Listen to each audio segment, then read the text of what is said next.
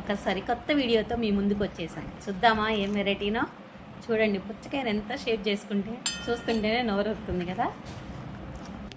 మనం ఇప్పుడు ఒక బౌల్ తీసుకొని ఈ గ్రాస్ని చిన్న చిన్న ముక్కలుగా చేసేసుకుందాం. చిన్న ముక్కలు చేసేసుకొని దీనిలో ఎంతో ఉండదు, చిన్న ముక్కలు చేసుకొని ఒక గ్లాస్ అంతా వాటర్ పోసేసుకున్నాం.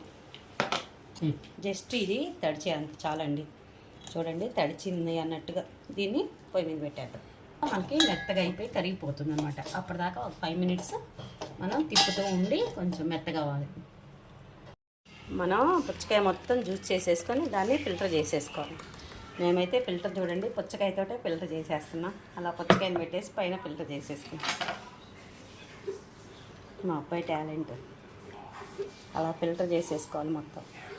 ఇదైతే మనకు చూడండి మొత్తం కలిసిపోయి లిక్విడ్ అయిపోయింది కదా. ఇంకా మనం ఆపేసుకోవచ్చు.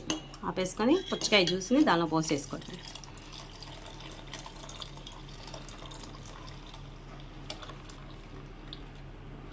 ఇలా పుచ్చకాయ జ్యూస్ పోసేసుకొని ఒక 100 ml అంతా షుగర్ పోసేయడం. కొంచెం షుగర్ కలిసి అంతా తిప్పేసుకోవడం. ఒక్క నిమిషం ఆ హీట్కి అది కరిగిపోతుంది షుగర్. ఇంకా పొయ్యి ఆఫ్ చేసేసుకోవచ్చు.